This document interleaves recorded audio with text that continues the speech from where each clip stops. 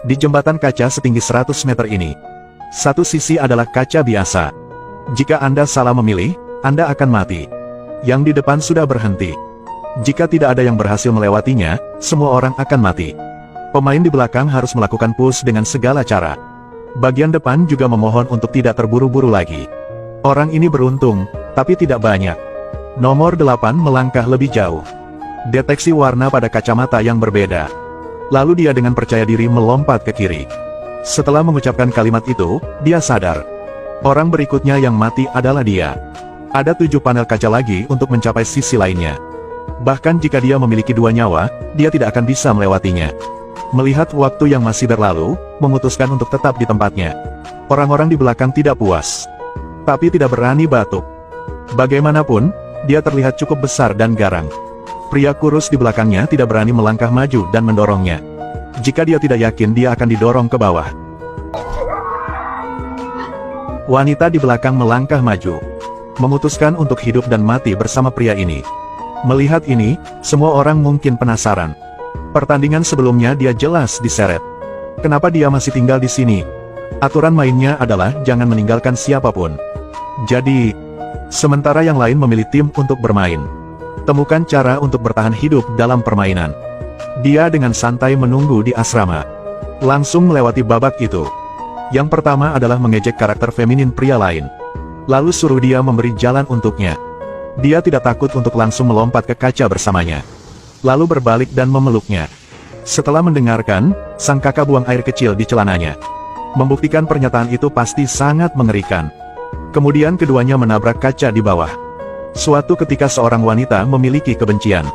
Api kebencian di hatiku lebih dahsyat dari sebelumnya. Hanya tersisa 2 menit lagi hingga waktu berakhir. Mereka melompat ke atas kaca. Tapi pemeran utama pria tiba-tiba lupa. Sisi mana yang kaca temperet? Untungnya, gadis di sebelahnya mengingatkannya. Rekan setim sejati saat ini. Paman sedang berjalan di ujung sana. Dia benar-benar bisa membedakan mana yang temperet glass.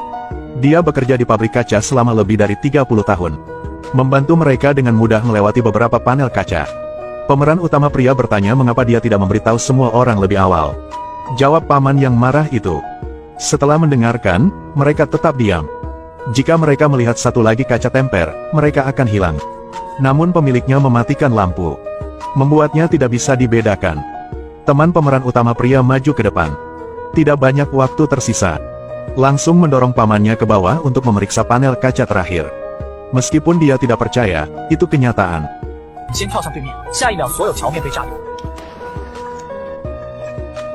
Setiap tembakan. Ini adalah polisi dari film permainan cumi. Mengapa semuanya? Semua orang di sini berpartisipasi dalam permainan berbahaya yang mematikan ini. Pertama, petugas polisi mencari keberadaan saudaranya. Di kantor polisi dia mendengar pemeran utama pria berkata, seseorang sedang mengatur permainan yang sangat berbahaya. Dialah yang memilih untuk meninggalkan permainan itu. Sekarang kebanyakan orang ingin kembali bermain. Polisi mengikuti mobil yang membawa petunjuk laki-laki ke pelabuhan. Pukul penjaga itu sampai pingsan dan kenakan seragamnya. Di area permainan, dia diam-diam mencatat bukti kriminal mereka. Lebih-lebih lagi, dia juga menemukan informasi lebih lanjut. Terkejut mengetahui, saudaranya adalah pemenang di internet. Sebenarnya dia bergabung dengan permainan ini. Beberapa pria misterius yang memakai topeng emas telah masuk ke sini. Cari tahu peran apa yang mereka mainkan di balik kasus ini. Dia berpura-pura menjadi resepsionis dan menyelinap masuk. Orang-orang misterius ada di ruang VIP. Menonton pertandingan tidak manusiawi itu. Semua orang bertaruh pada nomor mana yang akan menang. Sungguh menjijikkan melihat nyawa orang lain begitu murahan. Saat mereka pergi ke kamar mandi, dia menangkap seorang pria. Di balik topeng itu ada seorang lelaki tua asing. Orang tua itu harus menceritakan apa yang dia ketahui. Dia masuk jauh ke dalam jalan rahasia dengan niat untuk mundur. Namun pria berkemeja hitam menemukannya. Mereka membawa orang untuk mengejar polisi tersebut. Dia adalah pembunuh yang kejam. Polisi melihat hal tersebut dan ingin melaporkannya kepada atasannya. Unggah bukti untuk dikirim kembali ke daratan. Tapi ombak di sini terlalu lemah. Sebelum dia selesai, dia dikejar oleh pria berbaju hitam. Polisi itu menembak bahunya.